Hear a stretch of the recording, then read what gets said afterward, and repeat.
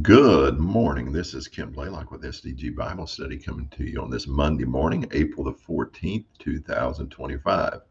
Another Monday morning to getting ready to start the work week and just looking forward to the week ahead and thankful to be up this morning reading God's Word. This morning we will continue in the reading from the Everyday Gospel, a daily devotional by Paul David Tripp, with a reading from the biblical text and then a short devotional reading. This morning we'll be in 1 Kings chapters 6 and 7 this morning. So join me as we read God's Word together.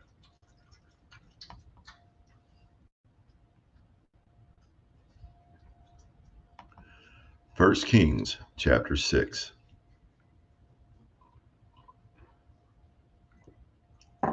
Now it happened in the 480th year after the sons of Israel came out of the land of Egypt, in the fourth year of Solomon's reign over Israel, in the month of Ziv, which is the second month, that he began to build the house of Yahweh.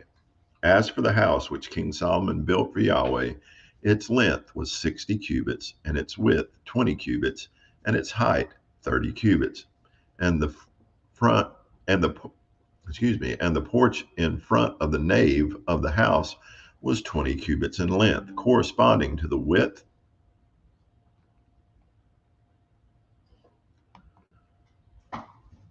of the house, and its depth along the front of the house was 10 cubits. Also for the house he made windows with artistic frames. And he built against the wall of the house stories encompassing the wall, encompassing the walls of the house around both the nave and the inner sanctuary. Thus he made side chambers all around. The lowest story was 5 cubits wide, and the middle was 6 cubits wide, and the third was 7 cubits wide. For on the outside he made offsets in the wall of the house all around, in order that the beams would not be inserted in the walls of the house.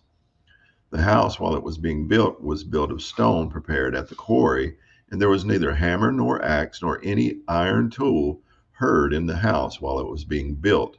The doorway for the lowest side chamber was on the right side of the house, and they would go up by winding stairs to the middle story, and from the middle to the third. So he built the house and completed it, and he paneled the house with beams and planks of cedar.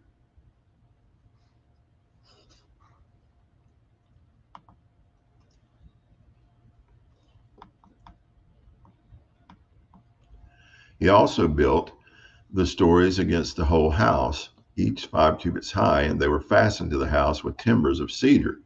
And the word of Yahweh came to Solomon, saying, Concerning this house which you are building, if you walk in my statutes and do my judgments and keep my commandments by walking in them, then I will establish my word with you, which I spoke to David your father. And I will dwell among the sons of Israel, and will not forsake my people Israel. So Solomon built the house and completed it. Then he built the walls of the house on the inside with boards of cedar from the floor of the house to the ceiling. He overlaid the walls on the inside with wood, and he overlaid the floor of the house with boards of cypress.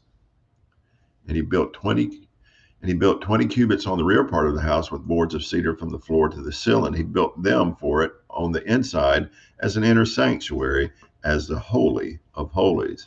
And the house, that is, the nave in front of the inner sanctuary, was 40 cubits long. And there was cedar on the house within, carved in the shape of gourds and open flowers. All was cedar. There was no stone seen.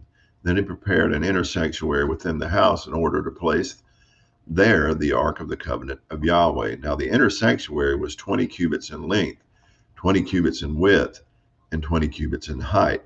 And he overlaid it with pure gold. He also overlaid the altar with cedar. So Solomon overlaid the inside of the house with pure gold, and he drew chains of gold across the front of the inner sanctuary, and he overlaid it with gold.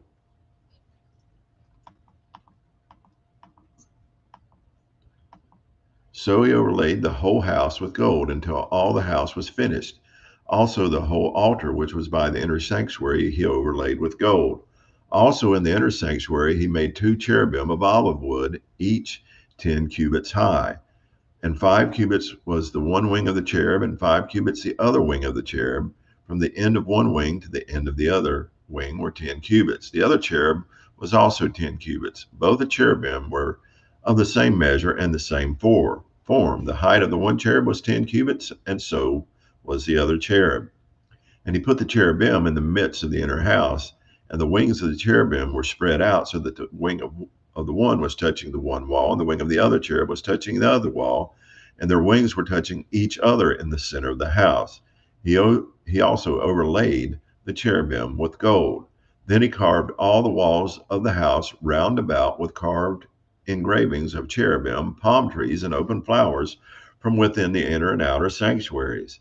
And he overlaid the floor of the house with gold in the inner and outer sanctuaries. For the entrance of the inner sanctuary, he made doors of olive wood, the lintel, and 5-sided doorposts.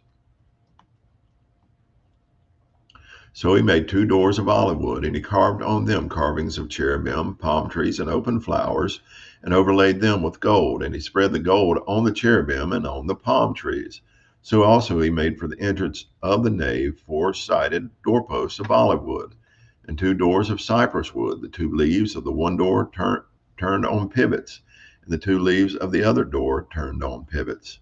And he carved on it cherubim, palm trees, and open flowers, and he overlaid them with gold, evenly applied on the engraved work. And he built the inner court with 3 rows of cut stone and a row of cedar beams. In the 4th year, the foundation of the house of Yahweh was laid in the month of Ziv. Now in the 11th year, in the month of Bul, which is the 8th month, the house was completed throughout all its parts and according to all its plans. So he built it in 7 years. Now to chapter 7. Now Solomon built his own house 13 years, and he completed all his house. And he built the house of the forest of Lebanon. Its length was 100 cubits, and its width 50 cubits, and its height 30 cubits, on 4 rows of cedar pillars with cedar beams on the pillars. And it was paneled with cedar above the side chambers, which were on the 45 pillars, 15 in each row. Now there were artistic window frames in 3 rows, and window was opposite window in 3 ranks. And all the doorways and doorposts had squared artistic frames, and window was opposite window in 3 ranks.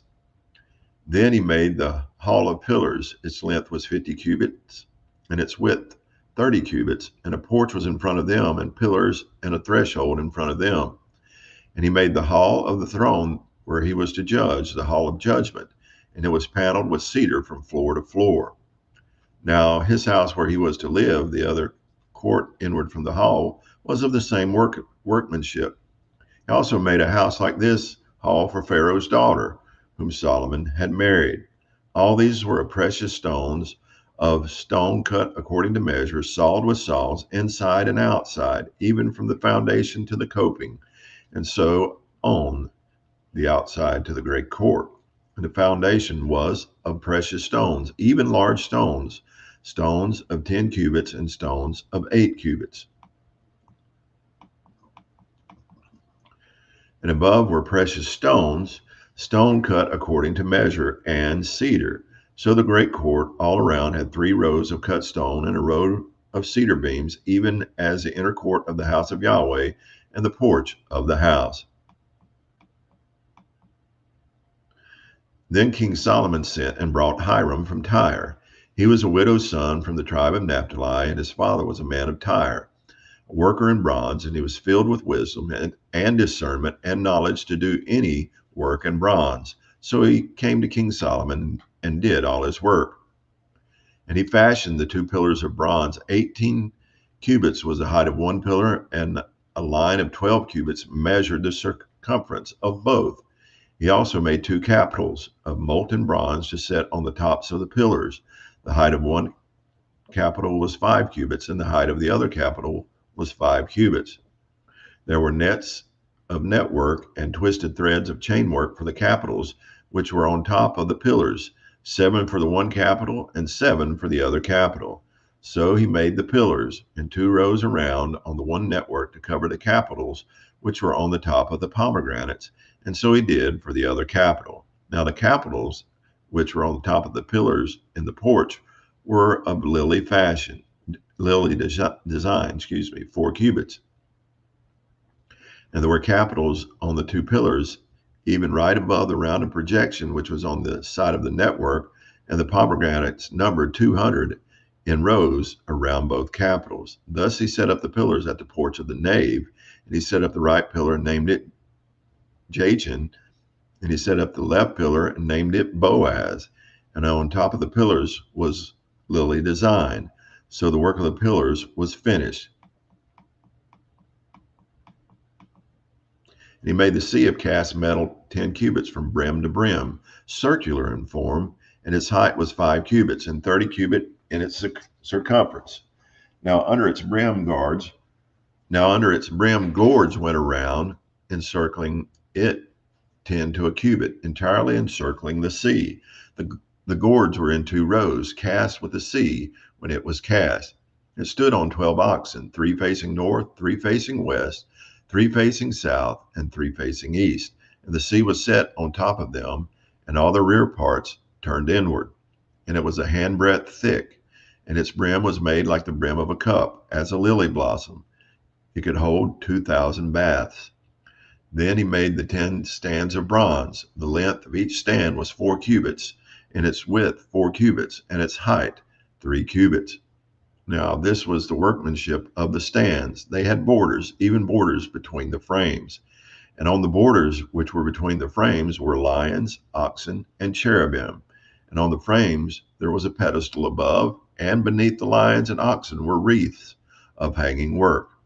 Now each stand had 4 bronze wheels with bronze axles, and its 4 feet had supports. Beneath the laver were cast supports with wreaths at each side. And its opening inside the capital at the top was a cubit, and its opening was round like the workmanship of a pedestal, a cubit and a half. And also on its opening there were engravings, and their borders were square, not round. And the 4 wheels were underneath the borders, and the axles of the wheels were on the stand. And the height of a wheel was a cubit and a half. Now the workmanship of the wheels was like the workmanship of a chariot wheel. Their axles, their rims, their spokes, and their hubs were all cast. Now there were 4 supports at the 4 corners of each stand. Its supports were part of the stand itself. And on top of the stand there was a circular form, half a cubit high, and on top of the stand its stays and its borders were part of it. And he engraved on the plates of its stays and on its borders cherubim, lions, and palm trees, according to the clear space on each, with wreaths all around. He made the 10 stands like this. All of them had 1 casting, 1 measure, and 1 form. He also made 10 lavers of bronze. 1 laver held 40 baths. Each laver was 4 cubits, and each of the 10 stands was 1 laver. Then he set the stands, 5 on the right side of the house and 5 on the left side of the house. He set the sea of cast metal on the right side of the house, eastward toward the south. And Hiram made the lavers and the shovels and the bowls. So Hiram completed doing all the work that he did for King Solomon in the house of Yahweh. The 2 pillars and the 2 bowls of the capitals, which were on top of the 2 pillars and the 2 networks to cover the 2 bowls of the capitals, which were on the top of the pillars, and the 400 pomegranates for the 2 networks, 2 rows of pomegranates for each network to cover the 2 bowls of the capitals, which were on the top of the 2 pillars, and the 10 stands with the 10 lavers on the stands, and the 1 sea, and the 12 oxen under the sea, and the pots, and the shovels, and the bowls. And all these utensils, which Hiram made for King Solomon in the house of Yahweh, were of polished bronze. On the plain of the Jordan the king cast them in the clay ground between Succoth and Zarethan. And Solomon left all the utensils unweighed because they were too many. The weight of the bronze could not be found out. Solomon also made all the furniture which was in the house of Yahweh, the golden altar and the golden table, on which was the bread of the presence, and the lampstands, 5 on the right side and 5 on the left, in front of the inner sanctuary of pure gold. and the flowers and the lamps and the tongs of gold, and the cups and the snuffers and the bowls and the spoons and the fire pans of pure gold, and the hinges both for the doors of the inner house, the holy of holies, and for the doors of the house, that is, of the nave, of gold. Thus all the work that King Solomon did in the house of Yahweh was finished. And Solomon brought in the things set apart as holy by his father David, the silver and the gold and the utensils, and he put them in the treasuries of the house of Yahweh. And that's going to conclude our reading from the biblical text. Now our devotional reading.